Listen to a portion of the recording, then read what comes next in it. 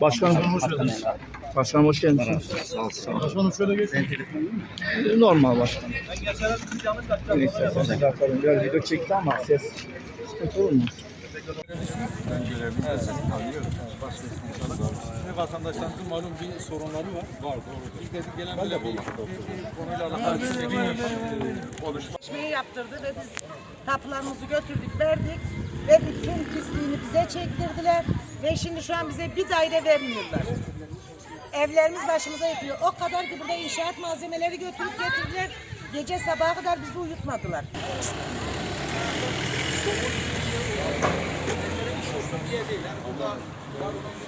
Üzerinden gelip burada bir prim yapmak değil amaç. Üzüm yemek. Yani sorunun çözülmesi bu işlerde de resmi olmadığı bir sözü geçerli değil. Yani belirli olsun diyorsun. Ya şimdi sen dersen ki Cumhurbaşkanı gelirse belli yapmadı. Şartı yok. Kurala çekildi. Evet. Ellerine şu an 400 kişilik daire boşladı. Orada kapatacaklar başkalarına. Peki sizler bu evlerinizin karşılarında daireleri verdiler mi? Hayır başkanım. Onunla alakalı ne diyorlar mesela? Hiçbir şey Mesela alamıyorsun. Hakkını sıra biz alamıyoruz Tokyo'dan. yani belediye bunu diyor. Evet. İkinci, üçüncü sınıftan belki verirler. Ama belki yani. Verecek diye bir şey yok. Tapularımızı verin diyoruz. Tapular da gitmiş Peki Tokyo'dan onunla şu an. alakalı hiç Türkiye ile böyle bir şeyin sanım diyaloğunuz oldu mu? Yusuf Başkanım,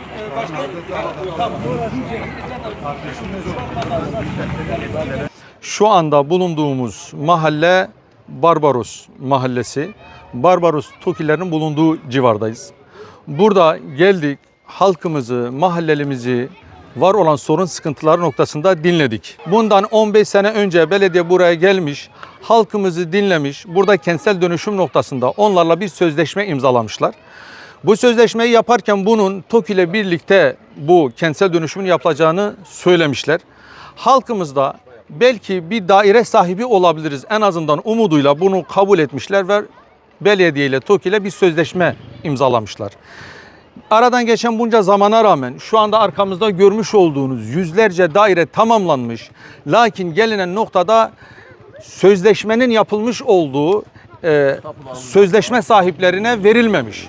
Bu sözleşme yapılırken kentsel dönüşüm olacağından dolayı o sözleşmelerin karşılığında kendilerine daire verileceğinden dolayı tapuları da kendilerinden alınmış. Lakin gelinen noktada vatandaşlarımız hem ellerindeki tapudan olmuşlar hem de günün sonunda maalesef kendilerine herhangi bir daire verilmediğinden dolayı tabiri caizse ortada kalmışlar. Günün sonunda zararlı onlar çıkmış.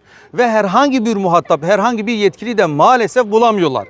Bu konuyla alakalı belediye gittiklerinde belediye bunu TOKİ'ye devrettiklerini söylüyorlar ve onlar da TOKİ'de herhangi bir muhatap bulamadıklarından dolayı çaresiz bir şekilde maalesef ortada kalmışlar.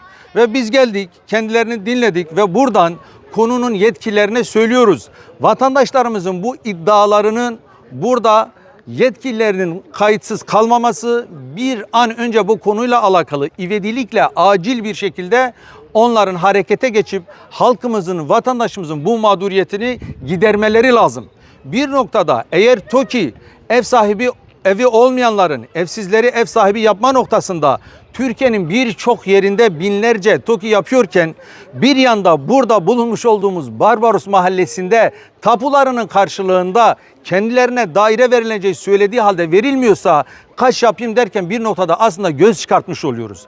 TOKİ'nin buradaki asıl görevi aslında mağduriyet oluşturmak veyahut da var olan mağduriyete bir mağduriyet daha eklemek değil, vatandaşın bu sorun sıkıntılarını giderme ve günün sonunda en azından bir devlet erkanına, devlete yakışır bir şekilde bu konunun çözülmesi lazım. Biz Hüdapar Adana İl Başkanlığı olarak bu konunun takipçisi olacağımızı ve bu konu neticelene kadar meclis gündemine taşıma, vekillere bu konuyu iletme noktasında elimizden gelen bütün çaba ve gayreti sarf edeceğiz ve bu konuyu neticelendirene kadar da bu konunun peşini bırakmayacağımızı buradan kamuoyunun aracılığıyla sizlere iletmek istiyoruz.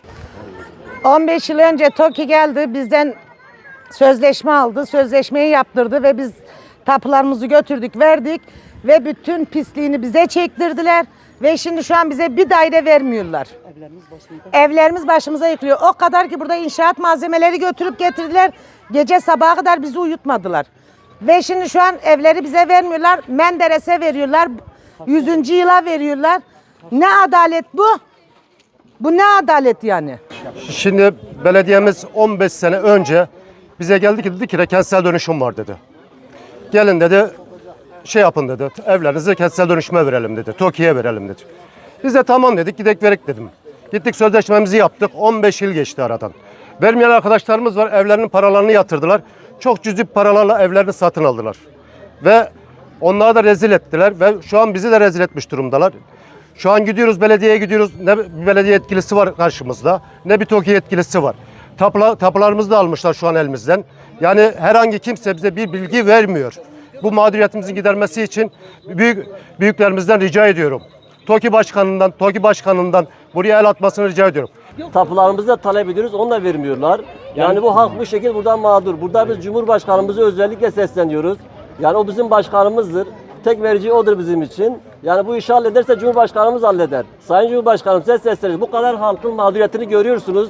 Yani sizden ricamız bir an önce bu mağduriyetin giderilmesini istiyoruz. Evet, çözüldü, çözülmedi.